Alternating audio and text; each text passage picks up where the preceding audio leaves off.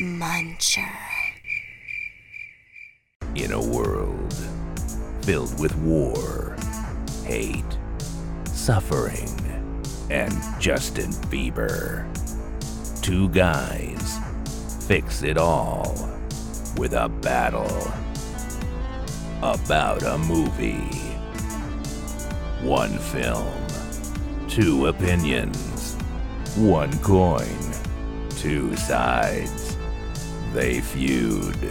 You decide. It's time for Film Feud.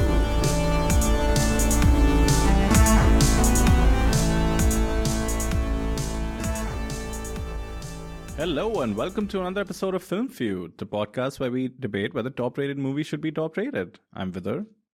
You are Vidur. And I'm Vikram. Hey Vidur. Hey Vikram, thanks for affirming my identity. Pleasure as always. Why don't you tell the good folk, our pleasant listeners, what we're doing here? So we take a movie, toss a coin, heads argues for, tails argues against, and that's it.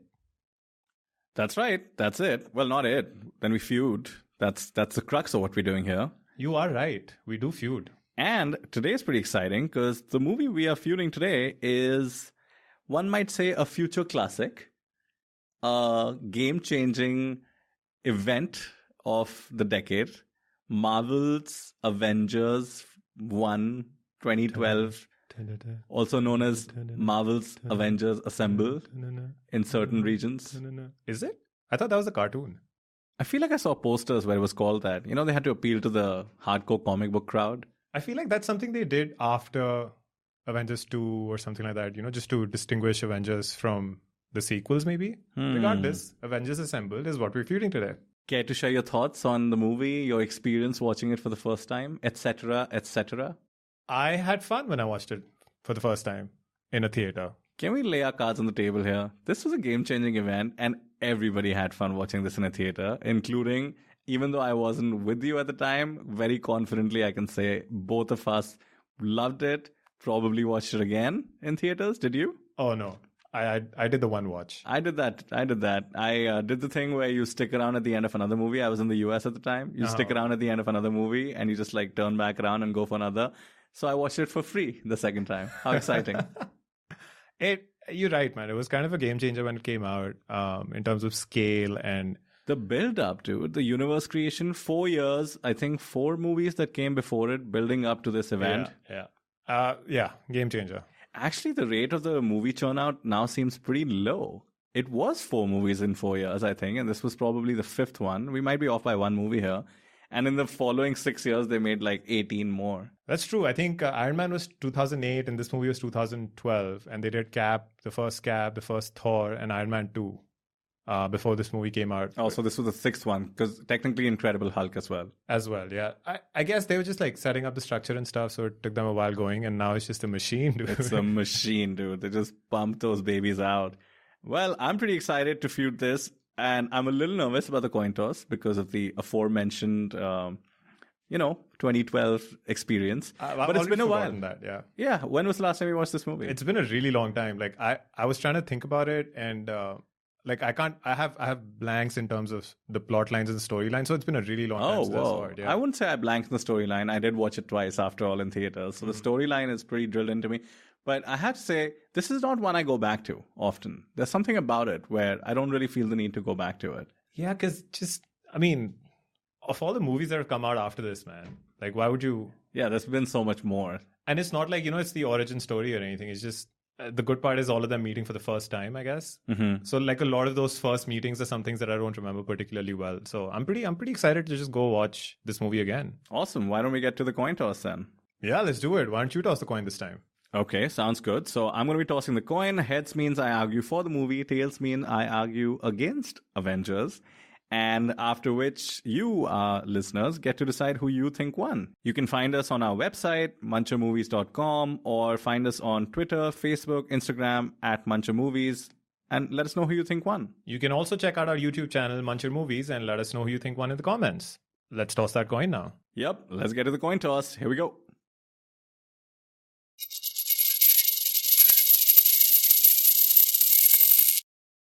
And it's Tails. Suck it.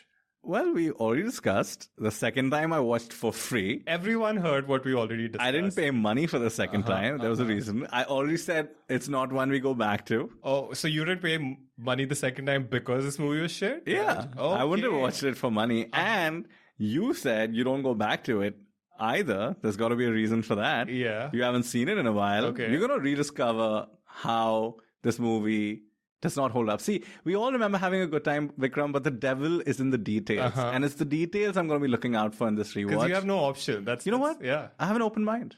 I have an open mind. You have no choice. I have an open mind. And let's go watch the movie and see what it's all about. Right. Also, by open mind, you mean biased mind already. No, I mean the nuances of this movie is what I'm curious about. Yawn. Let's go. Let's go watch this movie, man. I'm so pumped. All right, let's do it. Let's go watch the movie. So, we watched Avengers. Joss Whedon, man. He ruined Avengers. Really? I'd never realized this. Really? Joss Whedon, dude. Firstly, I never watched Buffy, but I love Firefly.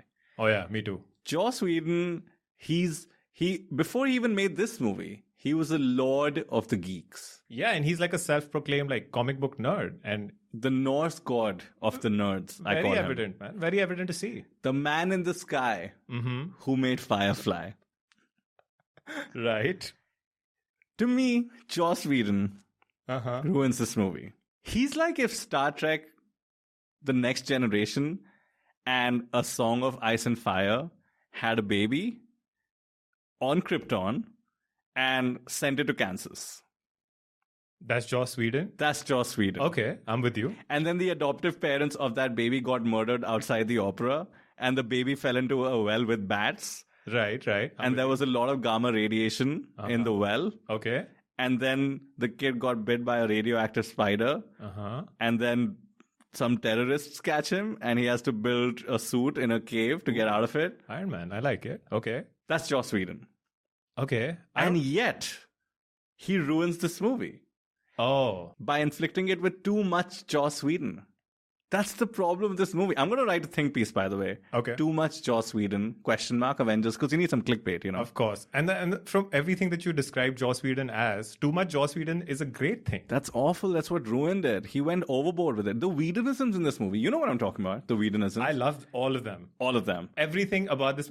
Dude, he laid the groundwork for everything. Quite literally everything. Can you imagine like bringing all of these big, firstly, superstars and superheroes into one movie and not making it look forced or like... I can imagine it. A movie came out. It was called Avengers in 2012. And then 6 years later, the Justice League came out and got it right.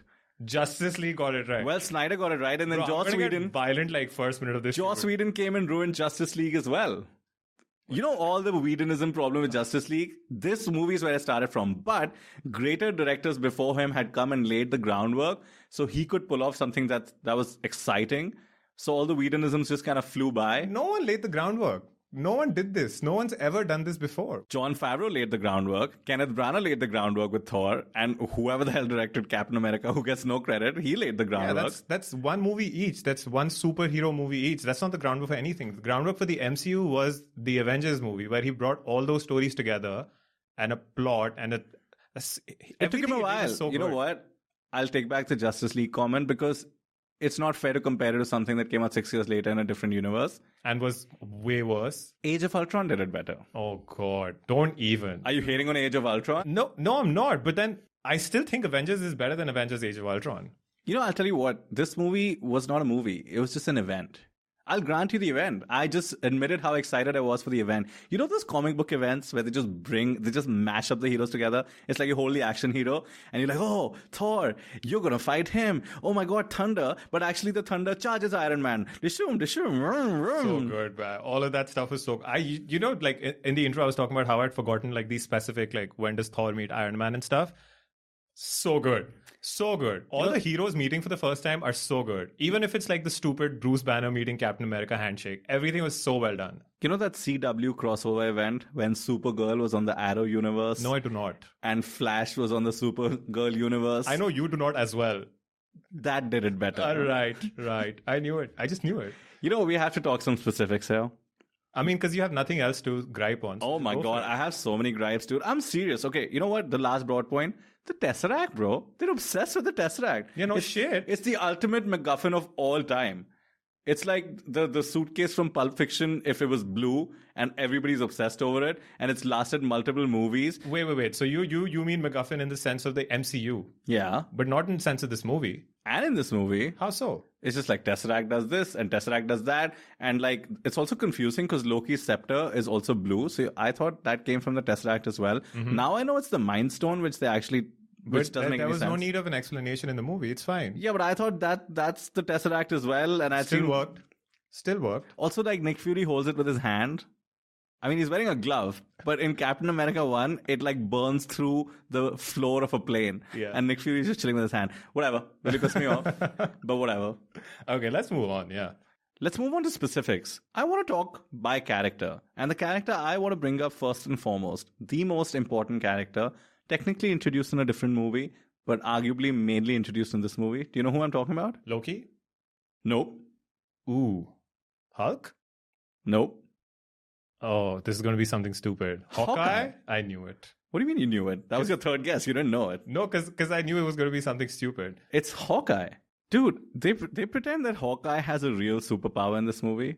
Yeah, he does. Not the fact that he's Arjun from Mahabharata and can, pierce the eye of a fish from the distance of whatever miles. That's not what Arjun did. Whatever.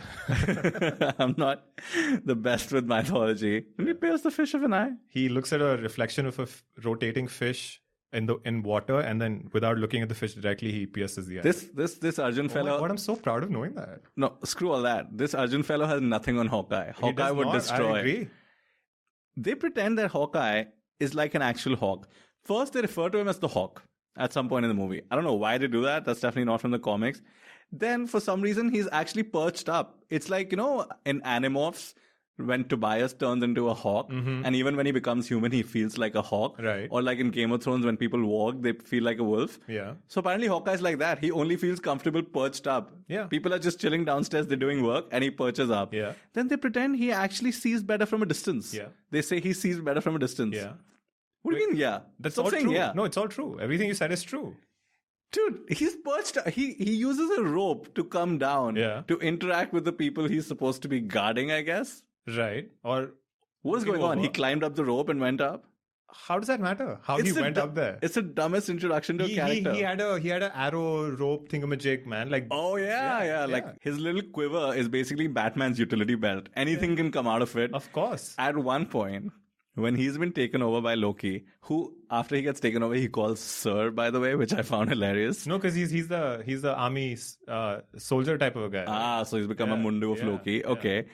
Speaking of his magical arrows, at one point, you remember in the middle, the second act on the helicarrier, he shoots some like magical swinging. It wasn't magical arrow shot. That was just like it was magical. Basically, it was like the bullet from Wanted. It just like curves into something. No, it's just physics with it. Okay, it's just physics. And then here's the second part of the physics. He shoots an arrow that goes into a socket and then double pierces a socket that causes a malfunction in the ship. Yeah. Except calling it a socket, think of it as a USB drive socket. Can you stop saying firstly, to everything that's stupid? You're just stating things that happened which were glaringly obvious as to why it happened, so I have no other response except agree with you. Oh yeah, remember in like S.H.I.E.L.D. spy school where they teach you how to use an eyeball extraction machine? Or when they teach you how to use an arrow that becomes a double socket USB drive that it submits a virus? Yeah. Dude, please, just concede. Just concede what? I don't even know what you want me to concede here. How dumb Hawkeye is throughout the movie. I really liked his powers, and I thought so. So you admit their powers? Of course, their powers. Black Widow doesn't have powers. She's in the real world. Hawkeye is not. He's literally shooting without looking. Hawkeye has enhanced abilities for whatever reason. But he doesn't though. He's not a mutant. He's not like a super soldier. He's just a dude that they pretend has powers. That's why it doesn't make any sense. You're making my point for me. Just say concede. Concede to what? Concede to how it's stupid. Hawkeye should not have basically real powers. He should be grounded like Black Widow. Okay. Are you sure he doesn't have something in the comics? Like a backstory, origin story or something? Oh, you mean like Black Panther? Like he swallowed some seed? I guess, yes. I should rephrase that. But even if he does, my point is, if they're being true to the comics, he wears some like purple horn uniform, then do that. He he has as many powers in the movie, technically, as he has sleeves, which is none. Oh. And he really has no business being part of the Avengers, nor does Black Widow, and we'll get to it. And in Age of Ultron, he actually refers to it like, I'm just a guy with an arrow. Right. So for sure, he doesn't have powers. Wait, I take offense to the part where you said he has no business being a part of the Avengers. Of course he does. Did you not see what he does? I thought you were going to say I take offense to the fact that he doesn't wear sleeves, because he doesn't, and he looks really stupid. Oh, no, that's not the case. Dude, can we please move on from Hawkeye? Okay. I don't know why we're talking about Hawkeye so much. Because it's... Who I loved, by the way. The movie opens with in my rewatch of this movie, I loved it. I loved his character. Oh, he's the first Avenger that appears in the movie, right? So it's only fair. Okay. Moving on. Anything else stupid you have in store for me? No, let's move on to another character. Why don't you pick this time? Can we move on to the real Avengers? Tony Stark, for example, who, by the way, was so much better than he was in Iron Man and Iron Man 2. Nope. Yes. What are you saying? He just had less screen time. Yeah, but his character was so much funnier and punchy. I loved it. His character, Whedonism alert, his character had too many Whedonisms. The thing is, Iron Man 1 had the perfect balance. In this, he's just quip, here, nickname, that. And by the way, I concede some of the nicknames. They actually crack me up. But it's like anything else. You make 100 jokes, 2 or 3 of them will be funny. I agree about the nicknames, but so much more about his interactions with all the other superheroes. Hilarious, man. I loved it. Firstly, it opens with him and Pepper Potts. And I want to take this moment to talk about all the camera lechery that's going on that Whedon is doing. Camera lechery. So this movie has all these like weird angles to begin with. But whatever, that's fine, I guess. Here comes another one. Art. But there's so much camera lechery. And I don't want to use the word that's usually used because Michael Bay does this with Megan Fox and other characters in his Transformer movies. Oh my God, I know where this is going. Pepper Potts wearing shorts and then all the ass shots, then Black Widow ass shots, then Maria Hill. Oh, Robin from How I Met Your Mother. This is how they use her for all these ass shots. Oh, it's so sad. Anyway, the first scene, Tony Stark opens with Pepper Potts. Apparently, Pepper Potts, Gwyneth Paltrow, is barefoot just so that she doesn't look taller than Robert Downey Jr., who she's much taller than. So much camera lechery. Then, this is my one big gripe about Tony Stark in this movie. This man's a genius, yes? Yes. The genius. Yes. How does he not know what shawarma is? Really? How does he not know? Really, dude? I mean, is this what This man is a genius who doesn't know what shawarma is? Is this going to be the feud? Come on, man. Tony Stark doesn't know what a shawarma is. Ooh, what a bad movie.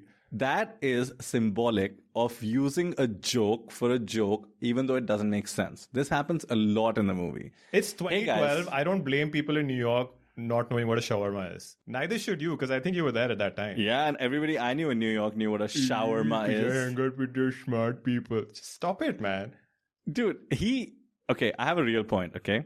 Do you? Seriously. Come on, man. This is a very real point, okay? And you'll actually get this. Okay. Tony Stark takes a nuke, which, by the way, they just had lying around on a SHIELD helicarrier. That helicarrier has a nuke on it. A nuke. In the sky. They foreshadow that by that entire scene of them confronting Nick Fury of building weapons of mass destructions. Also, it was one of those weapons. Yes. It was a special nuke. Yes. It was a phase 2 nuke. Because Tony Stark incidentally says that, nuclear weapons is your sort of solution here. Okay. Granted. Nobody cares. Still weird. You cared like a second ago. I cared. I granted. Okay. I can be a big man. Okay, I can shut move up on. and move on. Here's the real point. Tony Stark takes a nuke, destroys the little wormhole Chitauri ship, which we can talk about later. And it's like Ender's Game hive mind, right? Like they all die, like Game of Thrones and the White Walker. Well, just like Ender's Game, he just mass murdered a small civilization.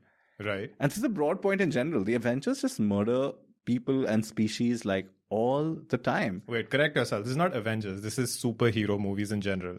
Right? That's the whole MO, killing bad guys. Yeah, but you know what they do? They always make it a point to make it clear that the bad guys is either a monster or like the bad guys' minions are not really human. Like they'll be humanoid like the Chitauri are, or they'll be like those dogs at the end of Infinity War and the Wakanda battle.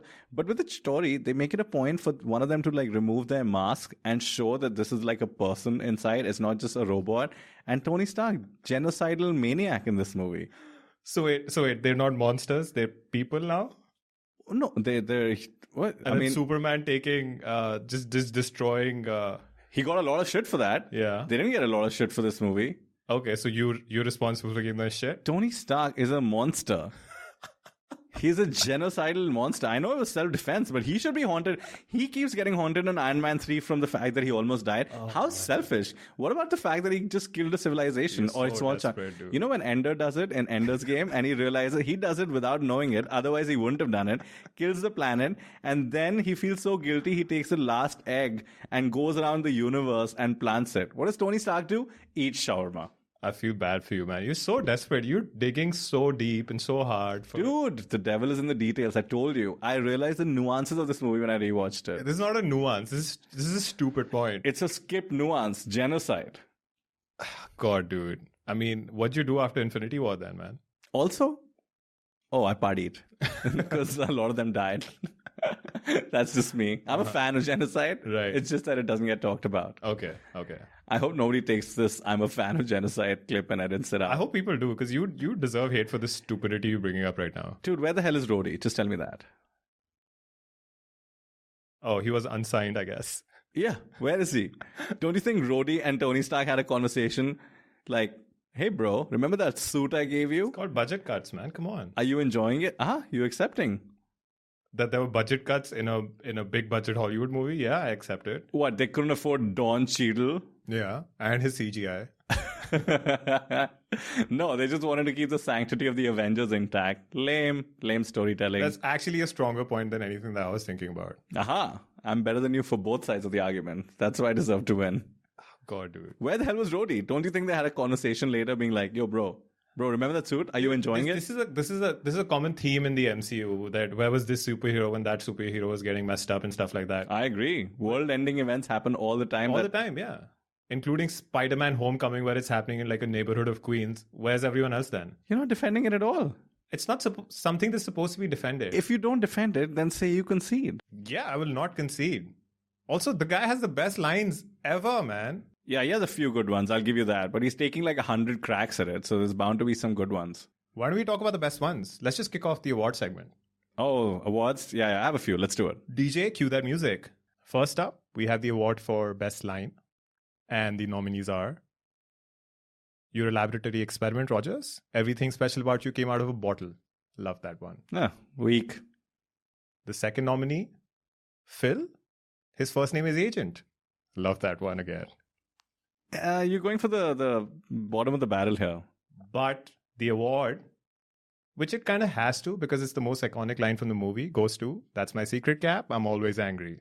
You went for the action iconic?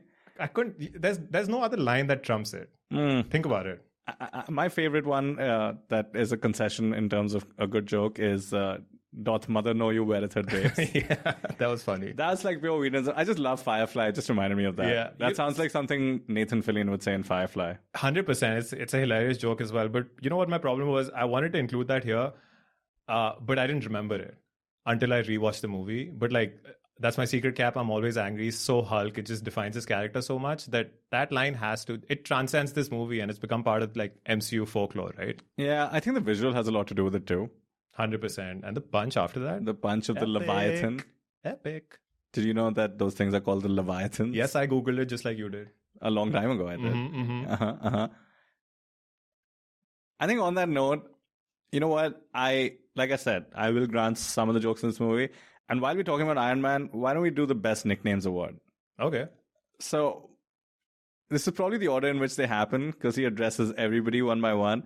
So he calls Captain America Capsicle, which I love, which is the best amalgamation of two words ever. He calls Thor Point Break, which has actually become pretty iconic now. And he calls Loki Rock of Ages, which if you've seen the musical, it just makes some sense somehow. It sounds like one of those like improvised things again, somewhere between a Whedonism and an improv. But the award has to go to, it's so on the nose, it's so easy, and yet it's so perfect. He calls Hawkeye Legolas, which is exactly what he is. He's just a Legolas without sleeves. I'm telling you, man, Iron Man killed it in this one. See, you're conceding how funny this movie is. Yeah, just in that little like 3 out of 100 jokes, okay? But my next award is actually the best example of why this movie is not that special. My next award is Best Unintentional Homages. Do you know what I'm referring to here? So much of this movie was so much like other movies. Please go on. I'm blanking. You're so weak. You know, you're just... You just bought into the MCU. You don't think about these things. I'm just waiting to see which corner of this immense movie you go to, pick something out that's... It's not a nitpick. Firstly, broadly, we haven't spoken about Loki yet. Broadly, Loki giving himself up, that is so Dark Knight. And Skyfall, which I can't remember whether it came after this movie, but Skyfall made it even more iconic. But whatever, Loki gives himself up, just like the Joker in The Dark Knight, and eventually the bad guy from Skyfall. I'm also sure that's happened in like 100 other movies. Yeah, but it's so standard. This came so soon after Dark Knight, like a few years after. The Joker had made it iconic in superhero movies. Weak, let's move on. Second nominee. Do you remember how Loki like mind warps into another plane and talks to an alien? Which, by the way, another unintentional homage is that alien, I think his name is the Other in the movie. Right. He's like a Doctor Who alien. He's that bad, like the worst makeup alien creature in the movie. So he just like makes his mind or consciousness go up and talk to the alien, and he's interacting with it on a different plane, and then he just comes back to Earth. Do you remember that? Yeah, he's still on Earth. I mean, his consciousness is there. That was exactly like Beverly Hills Ninja. What? Haven't you seen Beverly Hills Ninja? I have. Is this Chris Farley you're talking about? Yeah, with Chris Farley. Chris Farley has this like ninja master, and then anytime he wants, he just like meditates and he just goes up to this plane and he talks to the ninja master there, and then he comes back down. Best unintentional homage. Nominee number 2. Nominee number 3 I already mentioned is The Hive Mind, Ender's Game, Game of Thrones, so many other. It's also this Deus Ex Machina solution anytime you have a big villain. It's like, oh, you take care of one ship and all the others fall. Weak. You know what's weak about that nomination is that everything that you mentioned, I think, came after the Avengers. No, Game of Thrones did, but Ender's Game didn't. Oh, wait, it did. I think it did as well as Ex Machina. Well, Ender's Game, the book didn't. They got it from the book. Okay. Whatever. And... you know what's actually weak about that nomination is I think everything you said came after this movie. Oh, you mean like Game of Thrones? Well, Ender's Game didn't. Yes, it did, I think. Oh, maybe. Well, Ender's Game, the book didn't. That came out like 18 years ago. Oh, so they got it from the Ender's Game book. Okay, never mind. The winner. Yes. The winner of this category, Best Unintentional Homage, is Black Widow. You know when she uses Cap's shield to jump onto one of the Chitauri's jet skis? Yeah, she gets a jump boost. Yeah, and then she starts controlling him. It's just like Ratatouille. She just like digs the thing into it and starts controlling the Chitauri and makes him go like left and right, and the Chitauri is just like chilling and letting her do it. It's just like Ratatouille. So basically the guys, Joss Whedon and Kevin Feige and all these guys got Ender's Game the book. I said unintentional, by the way. Oh, it's unintentional. Okay. Yeah, I think I remember that Joss Whedon interview where he was talking about how much he loves Ratatouille. Uh-huh. Subconscious stuff, maybe, man. See, unintentional, but subconscious. Yeah, I guess. Okay, I have a few awards to give out before we wrap this up. Best beard. Best beard. Did anybody but Thor have beards? Yes. Like who? Oh, that's the thing Tony Stark has on his face count as a beard? Technically, yes. I think it should be like Best Caterpillar. My Best Beard award goes to Nick Fury. Oh, yeah, of course. Imagine bald Nick Fury with no beard. No bueno, bro. Best goatee. Best Frenchie, as they call it in India. No, French beard. Yeah, you combined goatee and French beard and you made it Frenchie, which is a line of underwear sold in our country. The next award for Best Fight, according to me, Best Fight goes to Hulk and Loki. Even though it's not much of a fight, it's hilarious. A one-way fight. So funny. I laughed a lot at that scene, I'll give you that. In the theaters. But I couldn't understand why I was laughing. It doesn't make any sense. It was funny, man. Because it was near the end, you were kind of frustrated at Loki, the character, and then Hulk just comes in and... But then he just walks away, puny god. Yeah. That's actually one of the best lines too, puny god. Did make me crack up. That's true. And last but not least, Best Powers. Best powers? Oh, it's easy. Okay. Who? Superman. Unbeatable. I can't even argue with that one. You never said MCU. I did not say MCU.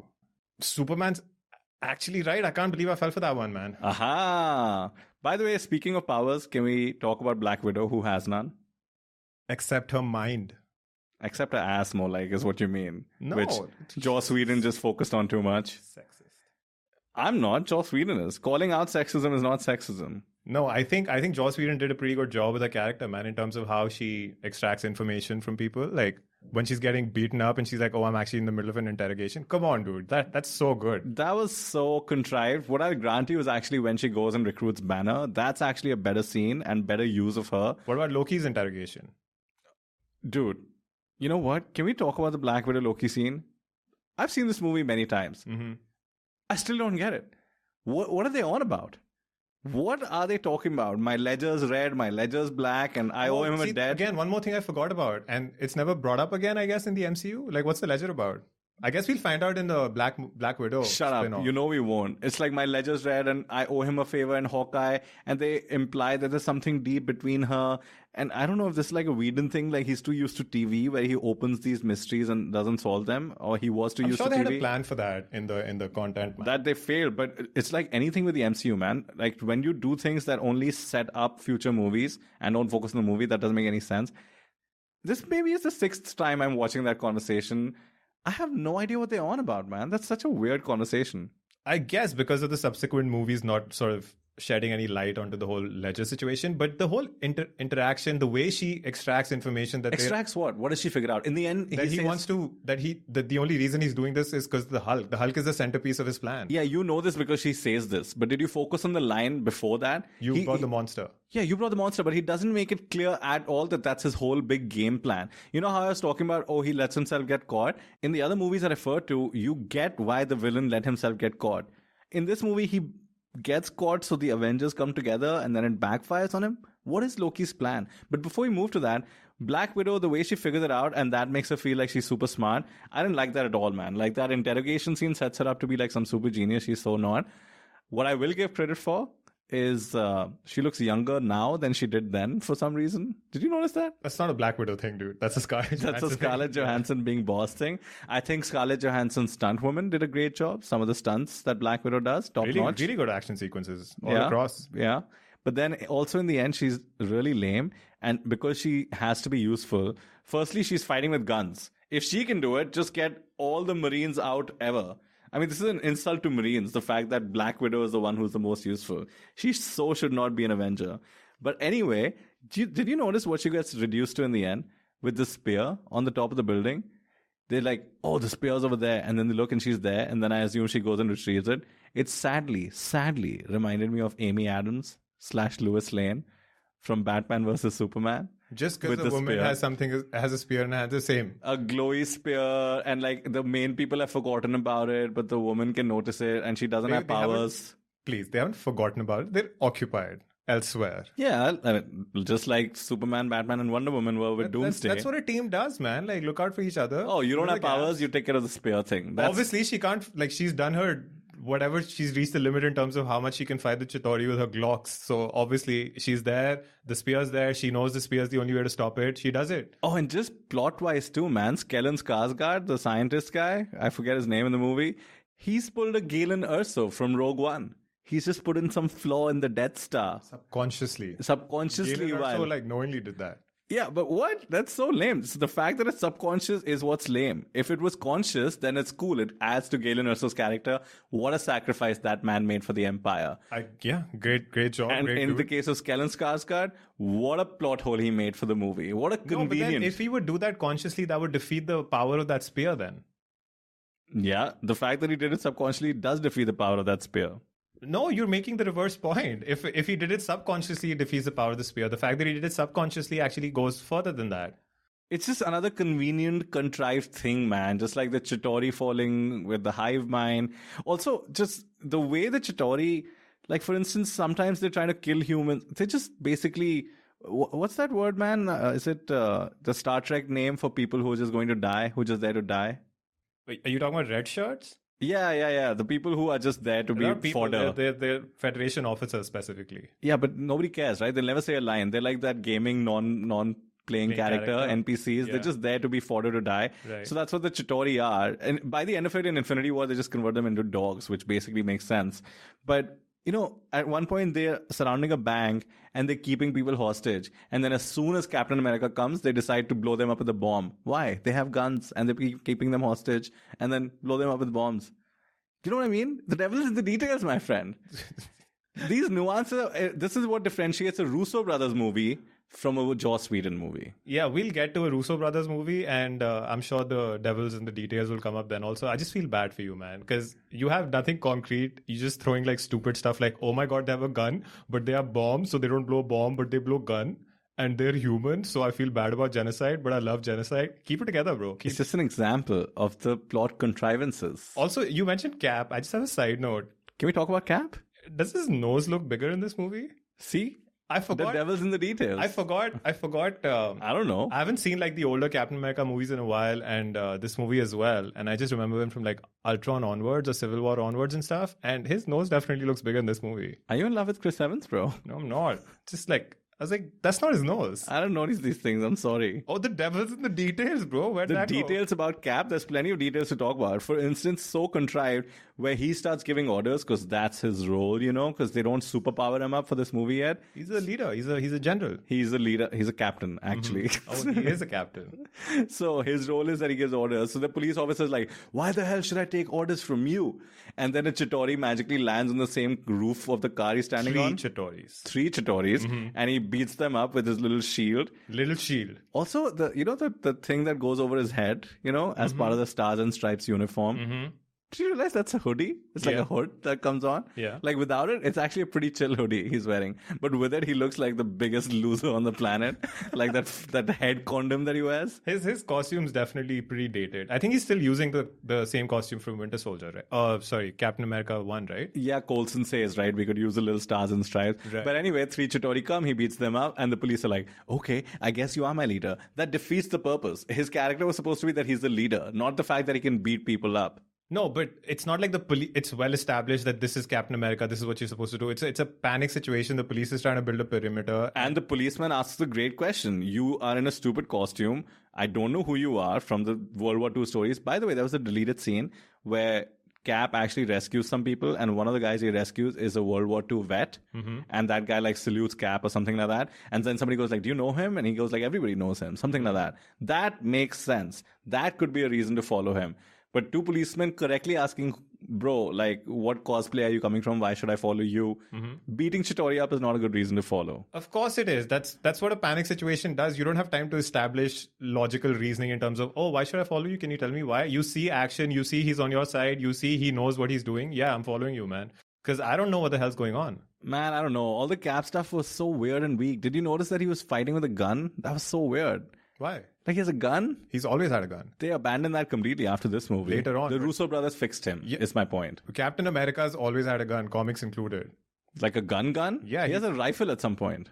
Yeah, he does. He has a rifle at some point on the helicarrier when he's trying to shoot those guys. But as Captain America's uniform has a holstered sidearm always on his belt. Dude, you know, they needed something to cater to the fact that, okay, Cap is now interacting with these people and he's woken up. So, yeah, Tony Stark makes all those jokes. Then at some point, they make a Wizard of Oz reference for no reason. They sound like something flying monkeys. And that reference itself doesn't fit. And then Cap suddenly goes like, I got that because another Whedonism. Oh, look, these are the things that Cap gets. So let's break the tension of a serious moment with that. I just didn't enjoy that. I mean, Whedon did that a lot. Like the Galaga line that's so famous. Some guy's playing Galaga. Loved it. No reason to say it, but he says it. The only thing I will concede about Cap, though, in fact, two things. Are you amazed that it's two things? Are you going to grant me some concessions? I'm waiting for you to get done, man. Okay. I'm giving a concession. Yeah, you can be happy about this. Yeah, great. One, him actually being annoyed when he finds out that S.H.I.E.L.D. is accessing every wireless camera. That was pretty cool because of the way it ties into all other movies. And it was just like a throwaway thing. It actually doesn't make sense if you haven't seen the rest of the movies. But that was pretty cool. Like his morals are actually intact across the universe. Always are. Oh, yeah, it's Captain America after all. And the other is his line when they get onto the Quinjet for the first time and some guy's on it and he's just like, you guys can't be here. Son, don't even. Son, just don't. Son, just don't. It's so good, yeah. The fact he's calling him son is great. Yeah. I mean, the way he embraces or the way they embrace or make Captain America's character embrace how he's been absent for like 70 odd years, I think they did that pretty well. Like they crafted his character arc in this movie pretty well in terms of, oh, I've heard about you when he meets Bruce Banner and stuff like that as well. It's done pretty well. And it's actually, to your point about the old policeman point, it's pretty well established where Captain America's been in this regards to like this timeline. So the policeman not knowing him at that point in time makes complete sense. And I completely understand the reason why they deleted that scene. It's not needed. Yeah, I guess I could just see in the writing room, they're like, well, what are we going to do with Cap? Well, in this movie, he's a fish out of water. And then we go from there. And what is his arc? Well, he learns to adjust to the new world. That's exactly how they talk, yeah. Yeah, I know. Okay, who do we leave out? We haven't spoken about Loki, and I'm surprised that you haven't brought him up because everybody just goes like, oh my God, the best Marvel villain ever.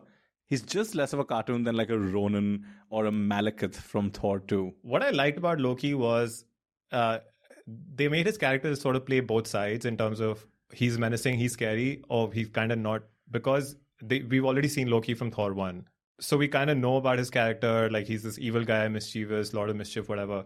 But then we also see these crazy, dramatic, messed up scenes, like poking someone's eyeball so you can do that. Like the whole museum scene, kneel, bend, he kills bend 80 people. Yeah, so you see both sides of it, and I think he does it pretty well. I think Tom Hiddleston is generally a very good actor. But wait, I'd forgotten the fact that he kills 80 people, and then afterwards he becomes a sort of anti-hero. Is he good? Is he bad? Right. Yeah, there's no room for that. He killed 80 people. How many do you think he's killed up until that point in his life? Plus the Battle of New York he causes. Yeah, he's like the perfect antagonist turned not antagonist. That's my point. There is no more turning not antagonist when. But forget about the rest of the MCU. In this movie, I think he plays the perfect villain, the perfect Shakespearean villain.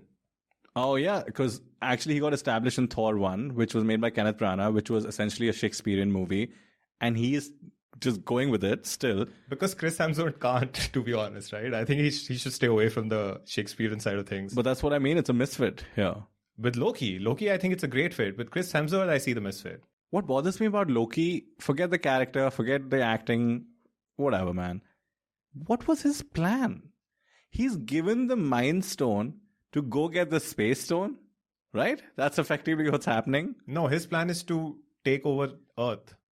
His plan is to make humans suffer. Yeah, but how? By the first thing he does with this army or with Thanos and his army so that they could help him take over Earth. He's short-sighted. His plan doesn't make all sense, but he's just pure vengeance, pure revenge, pure blood. That's all he wants. Yeah, I understand that aspect of it. Mm-hmm. But how he goes about it, he essentially assembles the Avengers, and his plan is to unleash the Hulk. And then what? And then he does the thing where he makes Thor just drop in that dropping thing in the helicarrier. I hated the whole helicarrier sequence to begin with. What is that little disc that Thor gets into and they drop it? That Loki That's originally meant for Hulk. It's meant for Hulk. Yeah. And then so what? What does it do? Does it kill the Hulk? It doesn't kill anyone. Doesn't kill Thor. It's meant to contain the Hulk. Once he's on the ship? If he becomes Hulk, that's their way of containing the Hulk. And then Loki tries to kill Thor with it. Fury had a very fleshed out plan of... No, nobody has a fleshed out plan. But the villain's plan needs to make sense. In Infinity War, Thanos' plan makes sense. His morals don't make sense. But what he does makes some sense. Yeah, but then by the time we get to Infinity War, we realize the magnitude of these villains is just increasing. No, just the execution. What is it? Why does he bring people together? I just hated Loki's plan broadly and the way they figure stuff out. I already mentioned Scarlett Johansson being like, oh, you brought the monster. That's his play. At one point, Tony Stark is just talking and then suddenly he just figures out Loki's plan. It's just really lame. You mean Loki's plan to attack via the Stark Tower? Yeah. Yeah, so he literally talks himself into understanding what that is. Oh, one of the worst movie cliche tropes of all time. Of course you say that. I mean, he's also... His character specifically is also so influenced by Thor and Odin as well, right? And his upbringing and what he went through. So... What, he's angry because he's adopted? And he's also not the smartest villain, yeah? So what? He's vengeful. His plan is so grand and scary that it kind of moves you, man. That does remind me of the Thor he's adopted line, which got a lot of play as well. Yeah. That's pretty funny, I guess. Yeah. Another Whedonism. Didn't make sense for a really tense moment to be broken up like that. But I think it worked pretty well. I mean, Marvel's perfected it now with Taika Waititi and the Russo brothers, but at the time, the timing. Give James Gunn the most credit for that. Fair enough, but that movie never had any serious stakes to begin with. Because it made it look less serious. But maybe that's true. The stakes were pretty high. Yeah, it was a galaxy. Yeah. Well, I mean, yeah. Let's talk about Thor. I guess he's okay. He's still the most boring Avenger in this movie until Ragnarok. He says, "You people are so tiny." That was funny. That's it. Yeah, and petty. Oh, dude, he's in that glass cage that's meant for the Hulk. Right. And he can't break it with his hammer. No, he can't break it because it's going round and round. You know this, Vidur. Why are we talking about this? How can one touch of Mjolnir, is that the name of his hammer? Okay.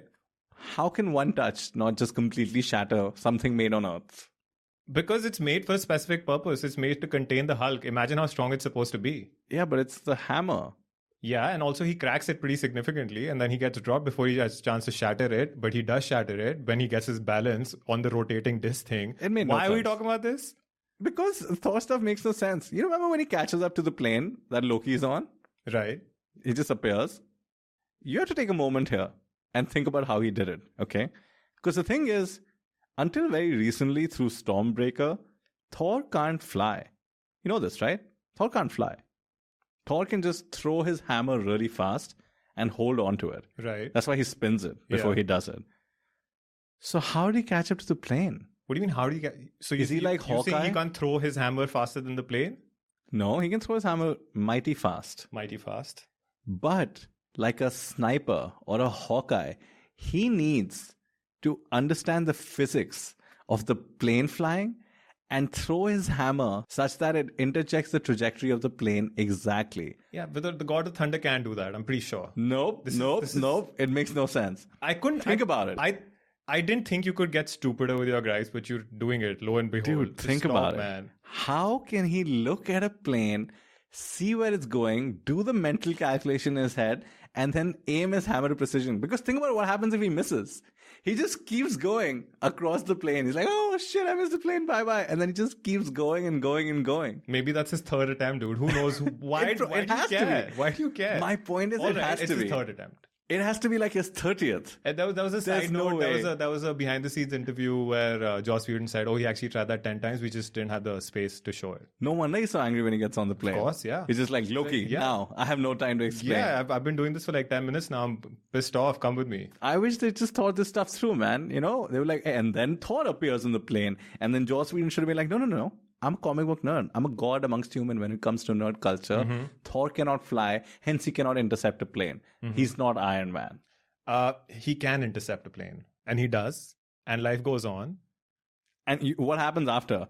They fight, the three of them. Great fight, by the way. Shut up, dude. Great fight. Shut dude. up. Come on. It ends with First Thor. time Iron Man's fighting Thor, I thought it would actually be weak when It's standard comic book fare. Oh, yeah, let's just make them fight.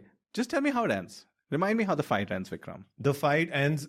So the only way to show that the three of them are equals are on the same team. That's how the fight ends, and they actually make it believable. No, tell me exactly what happens. Can you beat that? Can you beat that? Yeah, tell me exactly what happens. Thor hits Cap's shield, shockwave, everyone flies off. Thor tries to murder Captain America. Murder.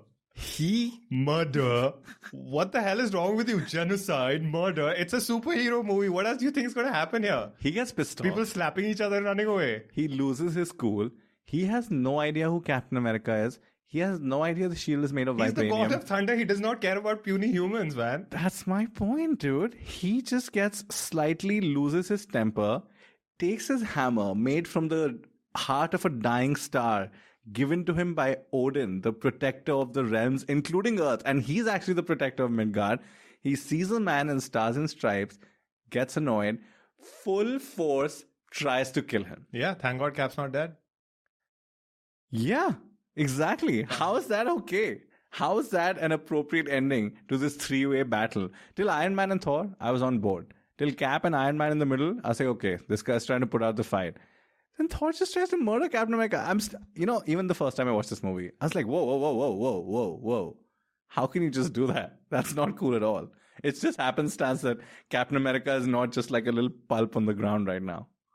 You know, I'm baffled right now.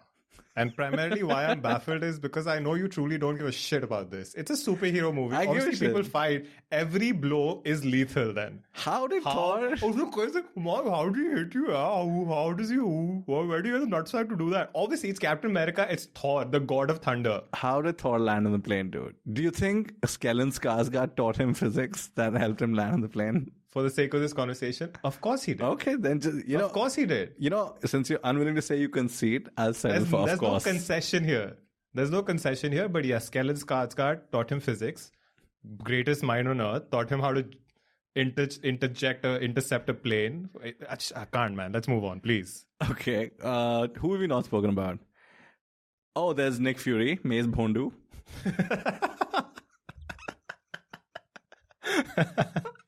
See, that's not even an Avengers joke. I just love it though.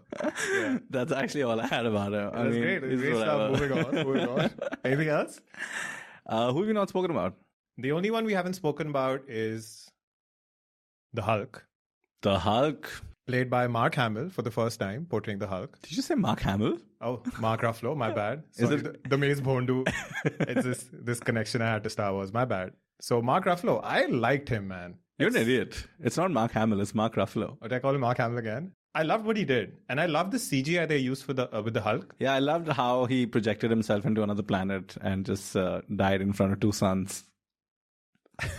You can't confuse me. You call him Mark Hamill. It's Ruffalo. I'm just going to call him Ruffalo now. Uh-huh. Okay? This is the first time where the Hulk actually looked like Bruce Banner, or the guy who was playing Bruce Banner. Like, he actually looked like Ruffalo. Yeah, that's a technology thing. Yes, he actually did the screen capture for Hulk. Yeah, but it didn't. The Edward Norton Hulk didn't look like Edward Norton. Yeah, that's because Andy Serkis hadn't invented how to do that yet. I know he didn't invent it, but he basically did. Andy Serkis mocap technology. Well, technically he had Lord of the Rings. Remember that one?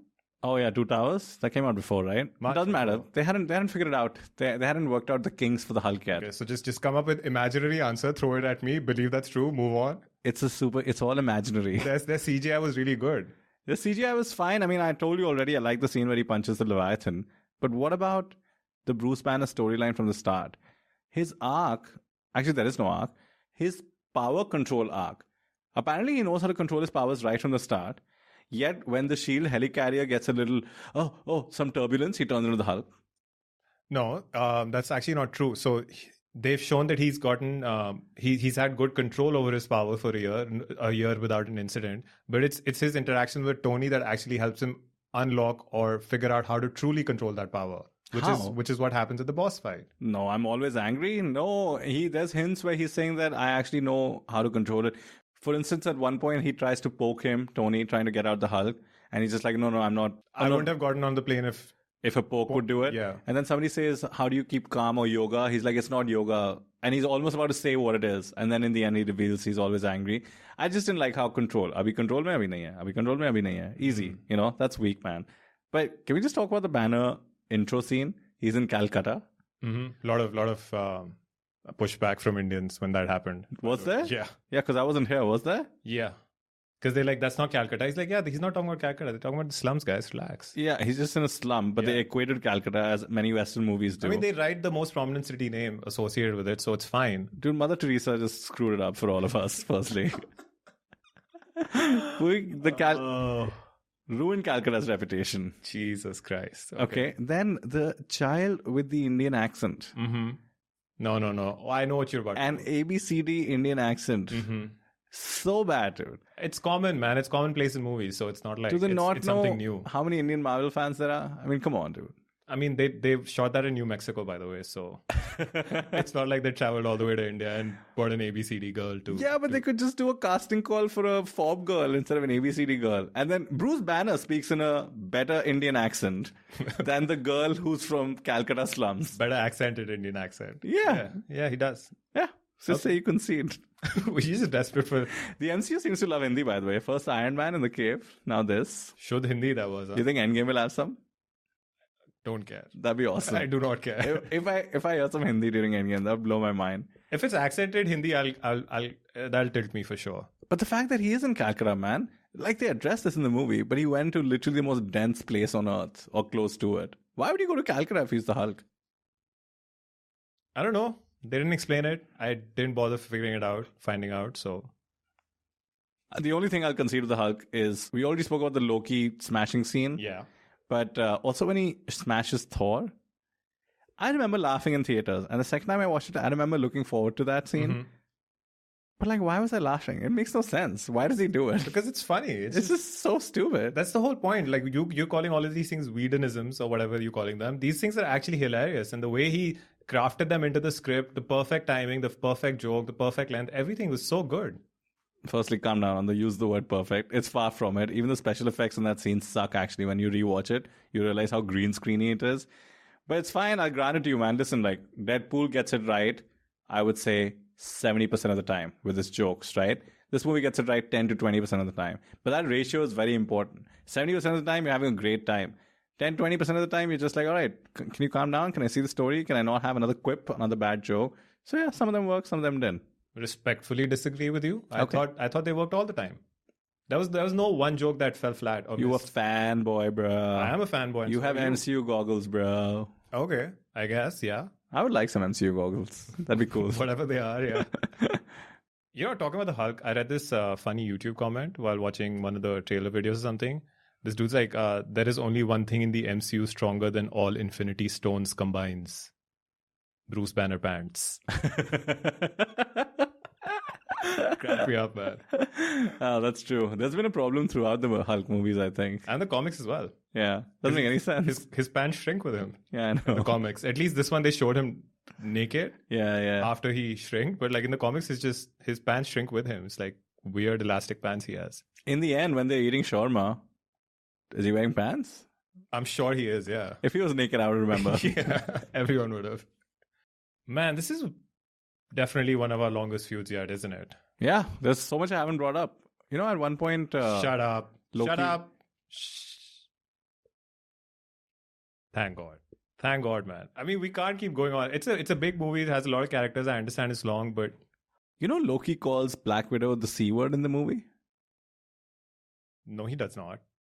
I mean, he doesn't say the C word, but he calls her a mewling quim, which apparently means the same thing. Oh, really?